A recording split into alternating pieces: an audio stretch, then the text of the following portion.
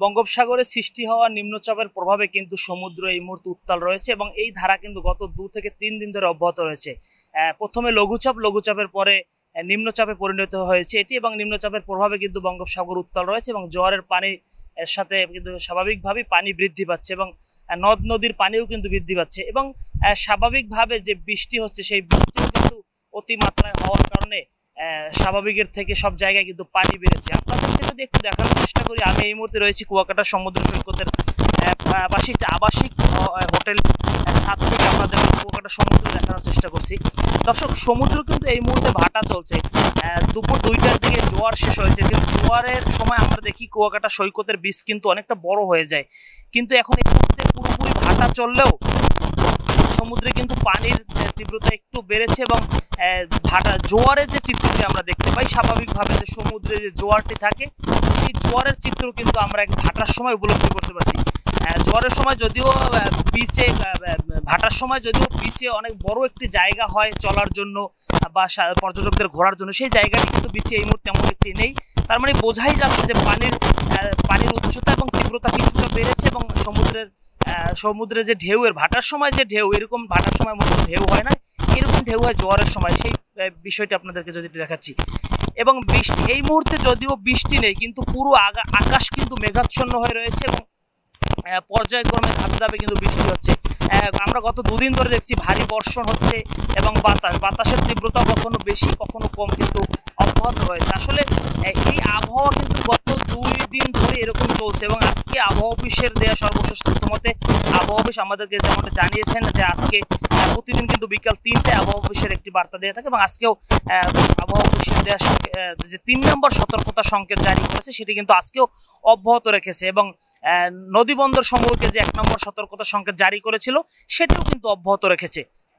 এবং আপনাদেরকে যদি একটু সমুদ্রের চিত্র দেখানোর চেষ্টা করি, পুরো সমুদ্র যদি আমি একটু দেখাতে চেষ্টা করি, পুরো সমুদ্রের এই ক্যামেরার চোখ দিয়ে যতটুকু দেখানো যাবে তার ভিতর কোথাও কিন্তু কোনো নৌকা বা মাছ ধরার যে ট্রলার কোথাও আপনি দেখতে পাবেন না, কারণ এই মুহূর্তে সমুদ্র এতটাই উত্তাল রয়েছে যে সমুদ্র থেকে সব ধরনের ছোট বড় নৌযানগুলো উঠিয়ে নেওয়া হয়েছে এবং পরবর্তী নির্দেশ না দেওয়া পর্যন্ত কিন্তু কাউকে সমুদ্রে যেতে নিষেধ করেছে আবহাওয়া অফিস। এবং আমরা মাছ ধরার যে সমুদ্রে সবচেয়ে বড় বড় যে মাছ ধরার যে ট্রলারগুলো থাকে, সেই ট্রলারগুলো কিন্তু ইতিমধ্যে আলিপুর এবং মহিপুর ঘাটে চলে এসেছে এবং সেখানে কিন্তু 2000-এর অধিক বড় যে মাছ ধরার ট্রলারগুলো রয়েছে ট্রলার আশ্রয় নিয়েছে।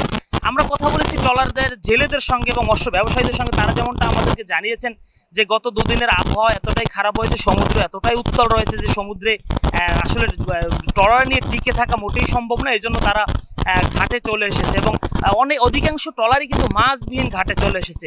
এবং আমরা কিছু খবর ইতিমধ্যে পেয়েছি যে কিছু ট্রলার কিন্তু সমুদ্রে পড়ে গিয়েছে এবং সমুদ্রের ঢেউয়ের কবলে সমুদ্রে পড়ে গিয়েছে এবং যারা পড়েছে তাদেরকে কিন্তু উদ্ধার করা হয়েছে অন্য ট্রলার দিয়ে। এরকম একটি ট্রলার কিন্তু এরকম যে ট্রলারগুলো আসলে সমুদ্রে পড়েছে এটা বিভিন্ন উপজেলার পার্শ্ববর্তী উপজেলায় এবং এই ট্রলারগুলোর মালিকানাও দূর দূরান্ত হওয়ার কারণে আমরা আসলে সঠিক ইনফরমেশনটি পাইনি। সমুদ্রের মধ্যে এরকম দুর্ঘটনা ঘটায় এখানকার স্থানীয় জেলেদের কাছ থেকে আমরা এই তথ্য পেয়েছি। এবং কুয়াকাটা পর্যটন নগরী হয়, এখানে অধিকাংশ পর্যটক কিন্তু এখানে গত শুক্রবার থেকে রয়েছে এবং এই মুহূর্তে সৈকতে কিছু পর্যটক রয়েছে, কিন্তু সকালের দিকে অধিকাংশ পর্যটক কিন্তু জোয়ারের তীব্রতার মধ্যেই গোসলে মেতেছিল। সেখানে আমরা দেখেছি টুরিস্ট পুলিশ কিন্তু মাইকিং করে তাদেরকে সৈকত থেকে উঠিয়ে দেওয়ার চেষ্টা করেছে বারবার, আবার একদিক থেকে উঠিয়ে দিল অন্য দিক থেকে কিন্তু অতি উৎসাহী পর্যটকরা কিন্তু সৈকতে গোসলে মেতেছেন। এই মুহূর্তেও আপনাদেরকে যদি একটু দেখানোর চেষ্টা করি, সৈকতের কিছু কিছু জায়গায় কিন্তু এখনো পর্যটকরা বিভিন্ন জায়গায় গোসলে সমুদ্রে নেমেছেন। আসলে ভাটার সময় পানির স্রোত কিন্তু দ্বিগুণ থাকে, এটা কিন্তু একটা ভয়াবহ অবস্থা এবং জোয়ারের সময় তো পানির তীব্রতা আরও বেশি থাকে, যার জন্য টুরিস্ট পুলিশ সতর্কতার জন্য তাদেরকে বারবার নিষেধ করছিল সমুদ্রের পানিতে নামার। তো এই হচ্ছে আবহাওয়ার পরিস্থিতি এবং আবহাওয়া। এই পটুয়াখালী জেলার কলাপাড়া উপজেলার যে উপকূলবর্তী এরিয়াগুলো, এগুলো কিন্তু সব জায়গারই কিন্তু একই অবস্থা, জায়গায় মেঘাচ্ছন্ন হয়ে আছে এবং বাতাসের তীব্রতা বিভিন্ন সময় বাড়ছে আবার কমছে এবং বৃষ্টির পরিমাণ কিন্তু ধারাবাহিকভাবে হচ্ছে। কিছু কিছু সময় বৃষ্টি হয় না, কিন্তু অধিকাংশ সময় কিন্তু বৃষ্টি হচ্ছে। তো এই হচ্ছে আবহাওয়ার সর্বশেষ পরিস্থিতি। এইভাবেই কিন্তু চলছে গত 2 দিন পর্যন্ত। এরকম তবে আজকের আবহাওয়া অফিসের সর্বশেষ তথ্য মতে যে আজকেও কিন্তু তাদের যে 3 নম্বর সতর্ক সংকেত সেটি জারি রেখেছেন এবং আগামীকাল পর্যন্ত এই আবহাওয়া চলমান থাকতে পারে বলতেও সর্বশেষ তারা জানিয়েছেন এবং পরবর্তী আপডেট আসলে পরশু দিনের আবহাওয়া কেমন হবে সেটি কিন্তু তারা এখন পর্যন্ত আমাদেরকে জানায়নি বা বলেনি। তবে তারপরে যদি আবহাওয়ার আরো কোনো পরিবর্তন বা অপরিবর্তিত থাকে বা এই উপকূলের সর্বশেষ কোনো পরিস্থিতি ভালো মন্দ ঢাকা পোস্টের মাধ্যমে আমরা আপনাদেরকে আবারও জানানোর চেষ্টা করব। ধন্যবাদ সবাইকে। S M Almas, Dhaka Post, Kuakata.